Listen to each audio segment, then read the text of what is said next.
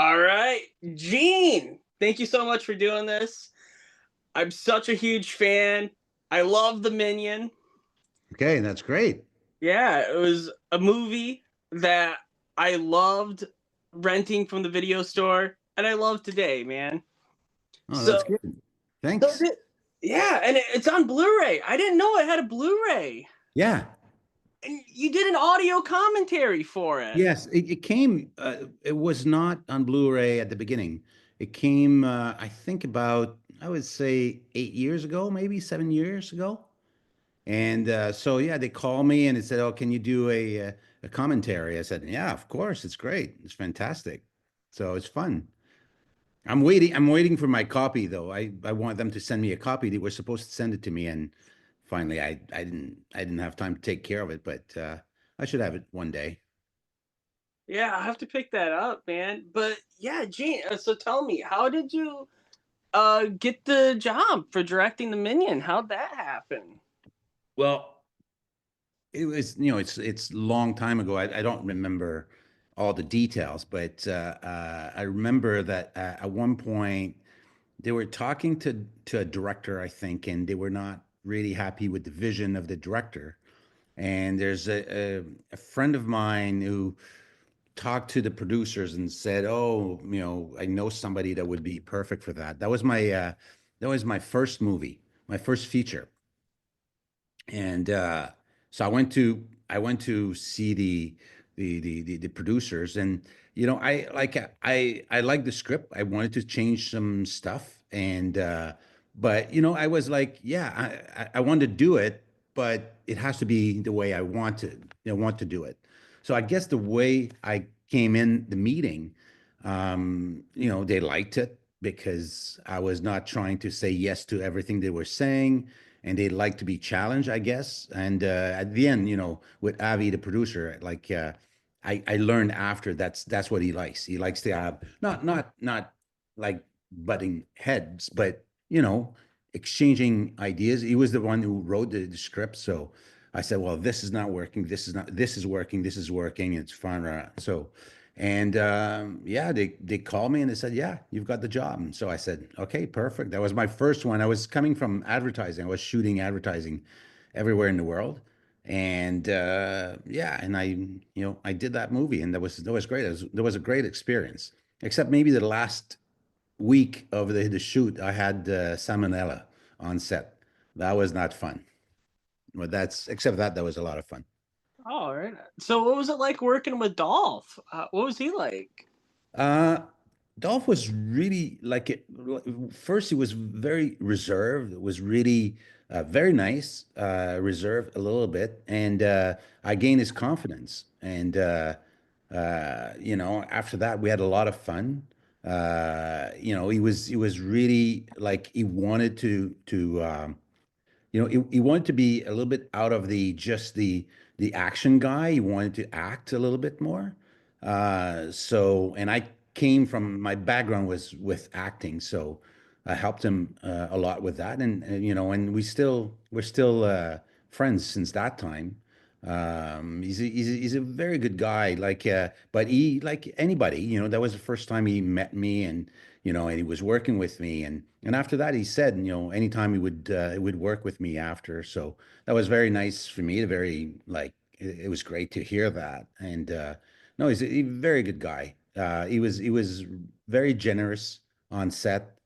Never had I never had any problems. I had some stories. People were telling me stories, about Dolph, and sometimes being difficult. Didn't see not 1 minute of that during the shooting. But the funny thing is, at one point, this is movies. It happens sometimes, and the last day of shooting, we were doing the ending, and him and I, creatively speaking, we didn't totally agree on how to finish the film. So we had a discussion, but not like we didn't yell at each other. It was just, a heavy discussion on set. And there was a PA that was there only for one day. He came on set for one day. And after that, he spread the rumors that it was tense on the set. was never tense on the set. It was just like we had that discussion, and after that, and like I said, we're still friends, Dolph and I. That's not there was no problem, but it's just like because somebody came on set, saw that, thought that oh, it was like that for the entire shoot. It was a great shoot. Oh, right on. Um, and I was watching the Minion last night, as I do lots of nights. Um, I actually like the action in the movie. It's very like John Woo. Yeah. There's no doves. If you No. threw some doves in the Yes. scene, it would I probably know. be very John Woo. But with like the double guns and stuff. So what was it like shooting all those scenes, like the action scenes? Um, well, considering it was an action film, we didn't have the millions of dollars that John Woo has. So we had to find ways to make it efficient in not too long. I had a very tight schedule. The people that were in charge of the all the stunt, they were seasoned, a lot of experience. I've done a lot of stunt also that was in advertising, but it's the same thing that you do in advertising or film or anything. It's pretty much the same thing. So we were able to do stuff with not too much money. So sometimes it was just a question of where you place the camera. At the time, there's a couple of times that we almost lost cameras because I wanted to have it really close to the action. We were lucky we didn't lose any of it, but I wanted to feel like the viewers would be part of the action. So there's a lot of times where, like I'm saying, like I was getting into it. Uh, but to be honest with you, if I would shoot it right now, there's some stuff I would do differently because now I've got more experience in all of this. But at the time, I think we maximized the time, the money that we had by different lenses and having some guys that had a lot of experience in stunts. So they would give me some tricks to say, hey, this is going to look better if we do it like this and like this. So that's pretty much how we do it. Like it's dealing with less money. You have to create some new ways. And you know what? Sometimes it's very good for a movie because when you don't have money because you're trying to think outside of the box. And I think there's a couple of times that we did think outside of the box. One scene, for example, when they get into the Templar, and it was a church, and so I decided to shoot it slow motion because with the slow motion, you're like the production value becomes much bigger. So it feels like it's a big, big moment. And it was a question of putting, all the explosions at the right place, having the bullets at the right place. And, you can't reshoot it 10 times because you don't have the money. So you want to make sure that you rehearse enough so when you shoot it, you have it. So these are, things that, it's when you have a lot of money like John Woo, you don't have that problem. If it doesn't work, you do it again. For us, we couldn't do that, so we had to be really prepared before. That's why I think the action in the movie works very well. Yeah, I mean, it looks. I mean, especially in that like temple scene, man. That's a really cool scene. I like that one. Yeah, Um, it was a lot of fun to do, and at one point, I was even thinking of using only one shot because in one shot that we did a side dolly with a wide angle to see, the entire church, and that shot we saw everything that we needed to. But at the end, with Avi, we said, okay, I think we need a little bit more shots. It would have become a little bit too artsy for the genre that we were doing, but it was really a great, like, if I would have the shot, I would love to show it to you because it was absolutely fantastic. wow, right on. Well, and you also played the cab driver. Oh my God. There's a story about that. If you have time, I could tell you the story because that was pretty funny. Um, Yeah, man. I mean, I got the time. I mean, it's okay, pretty cool. so we can find the driver. We couldn't find the driver, and at one point I said, F this. I'll play it. I studied in acting before, but the problem is like now my English is much better now, but at the time my English, I had a French accent. As you know, I've got a French name, so got a French accent. But I said, you know what? It's in New York. Nobody has a real, English accent in New York. And when you're a cab driver, it could be Dominican, it could be anything. So I said, it's going to work. So, and one thing that at the beginning of this shoot, I said to Dolph, I said, there's one thing that it's a pet peeve of mine with actors if they don't know their script. Because if you don't know your words, it's impossible to really work well. So I said, it's very important. I want you to know your words. And so that was a kind of a joke that we had on set. So I get, behind the wheel and, okay, and action. I had two lines, I think. I can't fucking remember my lines. And I'm frozen. And everybody is starting to laugh and all of this. So finally I do the scene. And so we do the edit. And the edit was done in Montreal. And so the sound, all the Foley and all of this was done in Los Angeles. I was supposed to be there, and I was not able to because my mother-in-law was dying. So I stayed in Toronto. I was living in Toronto at the time, so I stayed in Toronto. So they did that, but after that, I was doing the mix. So I'm at the mix, big screen, all of this, and the scene with me comes in, and Avi changed my voice for somebody who's got a Hispanic accent, and I couldn't stop laughing. I thought it was so funny. So we had to stop for 15, 20 minutes to mix because I couldn't continue. I thought it was really, really funny.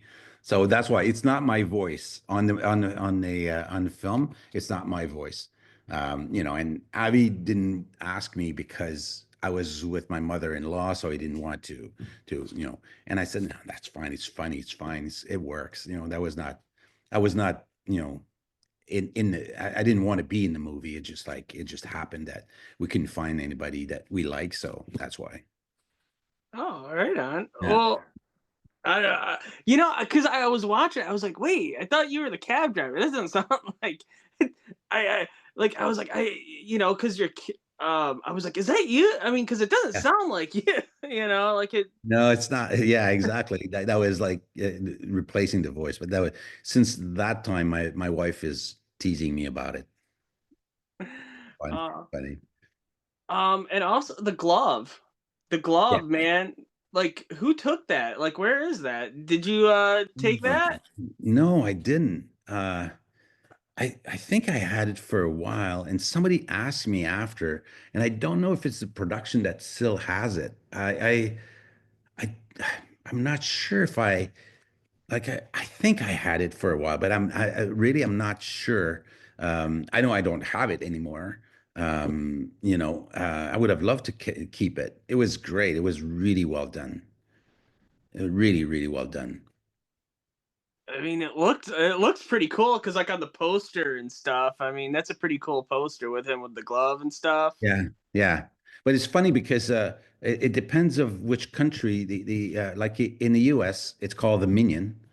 In Canada, it's I always call it the Minion because when I was hired, it was the Minion. But in Canada, it's a different title. It's not the same title as the Minion, because they had some issues, with I don't know, with legal issues with Minion or something like that. So, but they Oh, have different because of that. They have different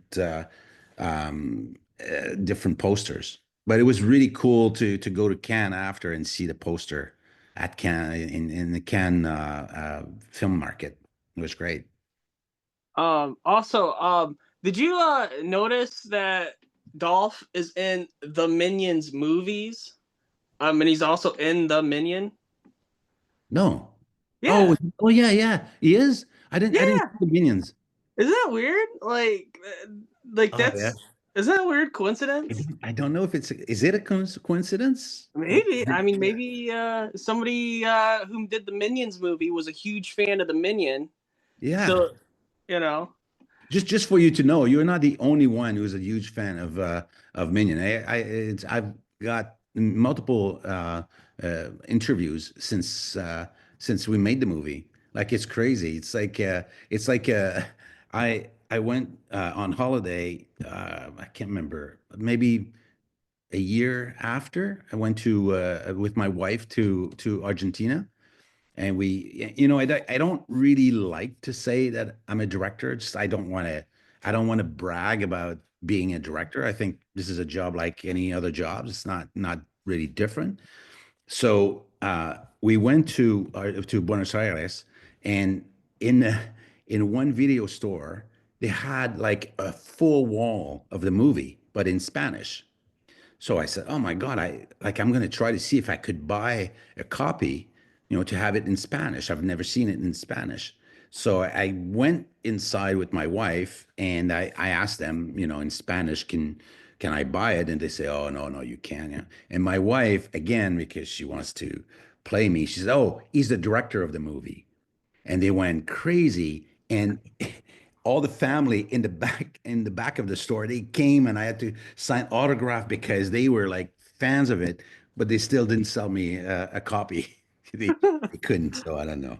So I mean, they must love the movie so much to not even sell a copy to the I know. director. I know maybe they thought I was weird trying to try to buy a copy of my own film. I don't know, but I thought it was funny. It's. I wonder because you're in the movie. I wonder if they dub it because it's in Spanish. So I wonder who dubbed your voice. I don't know. I've never seen the movie in other language than the English. I know. And I it's wonder. in it's in a lot of language because I still get money from Sweden. From at one point, why I don't know, but in Sweden that was like number two or number three best-selling movie in Sweden. Hmm. So Oh, I don't know why. Dolph is not from there. So if he would have been from there, I would understand. But he's not. He's not from Sweden. So yeah. But because they gave you like the accent, but I wonder what kind of accent they gave you in maybe that the dub. French accent, maybe. Wouldn't that be that? Oh, that would be crazy. That would be weird because they gave you Yeah. sort of like the Hispanic accent, but what if you got a French accent but you're speaking Spanish? Like, Yeah. Well, maybe I could find the movie online or something that is in Spanish and to see. I don't know. Maybe. oh man. Also, I noticed from your filmography, this isn't one of the kind of like only like action movies or Right. action things. Are you like a fan of the genre or because you do like a lot of different things, different genres? Yeah. Yeah. That's one thing. I like to do different things. I love action movies. What happened is I had a lot of offers after the movie, and they were all like action movies, but I just felt like they didn't have enough money. So I didn't want to get into the same thing and have the same money. Action movies. And I'll be very honest with you. Right now, I don't really like the action movies. The only reason why is it's all CGI, and I'm like, yeah, who cares? Yeah, the character could go like this. It's easy. It's all CGI. I want to do it on camera. That's why there's some movies like I don't know if you saw, but Nosferatu right now, like it's all in cam. I love that. It's like it's the same thing as the what's it called, Dracula from Coppola. It was all in camera. That I love because I'm not against CGI, but when you have Spider-Man that is going everywhere and it's all CGI, I'm like, well, it's cartoon. Again, nothing against cartoon, but don't try to sell it to me that it's real, you know. And it's maybe because I know CGI, I know that, and I could see it. If you look at a scene and you say, "Oh, it's wow, how they do that? It's impossible." Well, it's because it's CGI. That's why it's possible. So that's why So after that, after Minion, the beginning of the 2000, they start to come really heavy on CGI. So I kind of lost a little bit of interest. But I'm doing a TV series right now in Montreal. It's a French one, and it's a little bit. If you would compare, I don't know if you know. It's on. I think it's on HBO in the States. It's The Pit, and The Pit is about emergency. It's at the hospital. So our show has been on for 3 years, and it's a little bit like that. And of course, the part that I like the most is when there's action. So I'm not against action. I love, when things are happening and people like I want people at home or on in front of a big screen to feel emotions, but feel the chaos when you're able to do the chaos in a fight, or like in our case, a patient that comes that it's like just totally lost his mind and like he's going crazy. I'd love to do that kind of stuff. So, which is kind of close to action movies. So, I would love to do another action movie, but I'm not ready to compromise certain things. It's like if they come to me and they say, half of the movie will be in CGI, I won't do it. And if they come back and they say, "Oh, you're going to have $3 million to do an action movie," I'll say, I'm not going to do it because I have to compare after to movies that are $200 million, and you can't compare both of them. So action movies needs a lot of money. The thing that I like, there's a couple of movies, like one of my favorite, I'll say action movie lately was the first Joker. It was completely different. That was fun. Like this, you don't need $200 million to do it. And I think that that's where action movies also they have to have also a content, something that it's very interesting. It cannot be just people blowing people. It has to be a little bit more than that. I think it's important, but that's where I am. Maybe because I'm getting old and I want to have more content, but it has to melt the two, content and action. I think it's the best combination you could have. Yeah, but the show, Yeah. Yeah. people love it. People love it. Like it's like it has like an 8 out of 10 on IMDb. Like Yeah. that, that's pretty good. I mean, Well, that's it's some good stuff. right now in Canada, that's the most popular show. So it's good. It's very good. Like it's fun. It's a tough gig because it's really technical with all the the hospital. It's like all the procedures and stuff like which I'm not a doctor. I know nothing. It's a good thing we have consultants, but it takes a long time. The actors they have to know how to cut a bone or cut when we have cutting an entire leg. Well, we have to do some grueling image, but at the same time it's on TV. You have on TV, so you have to be a little bit careful, but it's a fun show to do. And it's really well written. It's fun, and we have a lot of freedom. There's some stuff that we could do sometimes here in Montreal because it's in French that you would not be able to do in the U.S. or even in the English part of Canada. Having people naked, it's normal. Like we could have that. So it sometimes it helps. It helps the scene. I'm not saying it has to be always like that, but it helps the scene. It's more realist to see a patient that you're cutting all the clothes to operate or anything. Well, you're going to see it naked, so that's good for that. So anyway, it's a lot of fun to do. Also, you did a documentary called In Search of My Foreskin." Yeah. Uh, I watched the trailer. How do you like? Where is like? Is there like a DVD of this? Like, No, no.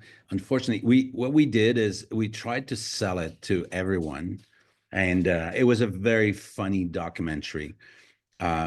we what we did is we did a trailer just to try to sell it to networks.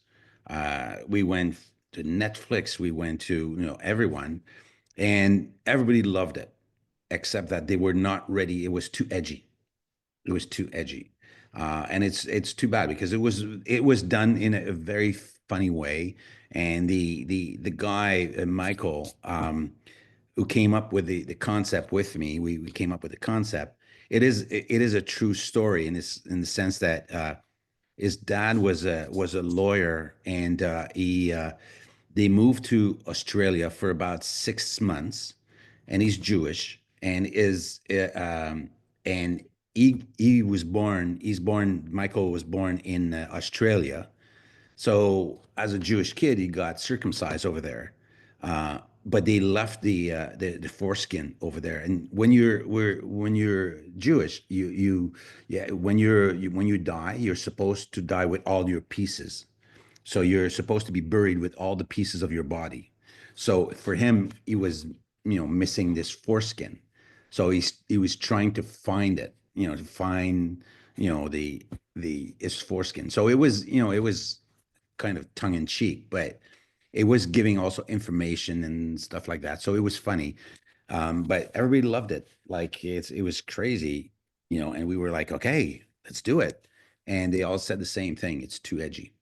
So it happens. Like I don't know how many projects that I'm, proposing to network, and it's going to be like 1 out of 10 that they take. They're still pretty. It's better now with all the platforms. They're ready to go a little bit further, but except that they're really conventional. Like in the U.S., don't try to sell that in search for my foreskin to ABC or NBC, CBS. They won't take it. It was just surprising that a place like Netflix or HBO would not take it because they're ready to do it. But hey, you never know exactly why. So I mean, well, I mean, I would love to see it because it is such it is it's like a taboo subject, Mhm. and it looked like super informative, but there was humor to it. Well, yeah, it was a little bit trashy. So it was, but it's fun. It's like, but unfortunately, and it's starting it's a very we were having a very young approach to it. And even if the networks they say, oh, they want to have all the they want to have the young generation looking at their stuff, they're not really ready to do that. And it's unfortunate because that's why there's a lot of young generation that you're part of. You're probably watching a lot of YouTube, you're watching that kind of stuff because it talks to you more than the network, you know. I know that that's what's happening here in Canada, where they're not talking to the young generation. And then talking to young generation is not to put people that are young in it. It's just like the subject, how you approach it, and how you do it. That it's and what we were doing. And I mean, foreskin was a long time ago. I mean, it was like easily 10 years ago, 10, 15 years ago. At that time, there was no TikTok and YouTube was not that popular. But I'm pretty sure right now we would put that on YouTube or TikTok or anything like that. Yeah, people would watch it. Yeah, I mean, I definitely because I hear people like talk like that's maybe at the time like it wasn't something that people discussed, but now I'm starting to hear like people talk about it, like Yeah, yeah. But you know what? It's the same thing all the time. You can't be too ahead of time, and you can't be too late in time. You have to be it's timing. Like I'm saying, if we would go to the network now or to go to the platforms, maybe they would take it now. I mean, this is something that maybe I should revisit to see. It's just a question of timing sometimes for projects. I just finished writing a TV series, and it's very edgy. Now, is it going to be taken? I don't know. But I don't want to write, or I don't want to do projects that are the same as 15 years ago. It has to be something that it's, actual, that it's fun, that it's something that, you go like, okay, this is talking to our time, this is fun to watch, I think. And just to get back really quickly on Minion, what was great about Minion, because we shot it in 1997, and at the time, it was really scary to get to 2000. There was the bug, the electronic bug and all of this. So I think that was something that was talking to people at the time, that it was coming, that there was something maybe really fucked that would come, in 2000. At the end, nothing happened really, but it was like the anticipation of what's going to happen. And that's why I think, I mean, like, the movie made a lot of money worldwide. For a small budget like that, I mean, Lionsgate made a lot of money. So, it's because it was, even if it's action movie, it was talking to people, you know, to a certain time of a certain period that happens. It's the same thing if you would do a movie now about, the pandemic that happened, people would relate to it. They would, you're talking to people. Oh, yeah, man. Well, I don't want to take up too much of your time, but You're very nice it's a very nice conversation. I'm very happy we had that conversation. thank you so much for doing this. It's such an honor because I'm such a huge fan of the Minion. Hopefully one day I can see that the In Search of My Foreskin. Maybe Yeah. some maybe someday I'll get to see it, you know. Yeah. Yeah. Like, you know what? Because of the conversation that we're having right now, I'm feeling of trying to reactivate that project, because it's true. Maybe it would be fun right now. Maybe they would be more interested right now, to see it. So we'll see. So maybe because of you, maybe it's going to happen. All right. All right. Well, Okay. thank you so much. All right. Thank you. Thank you. And stay safe. Have fun. Continue to watch movie. That's a great thing to do. All right. I could see that you have a lot behind you, a lot I, of DVDs and everything. Yeah. So, and yeah. even Minion, I could see the Minion. Oh yeah, I didn't. Yeah, I got it Oh right yeah, there. But yeah, I'm gonna pick up that Blu-ray though. yeah, yeah, yeah. No, you should. Also, I'm pretty sure the quality is even better, because that's one thing. I got the DVD and I thought that the sound was, it should be better than that, and the Blu-ray is much better sound. So it should be great to have it. All right, yeah. All right, Okay. all right, Thank you right, so much. Okay. all right. Bye. Bye.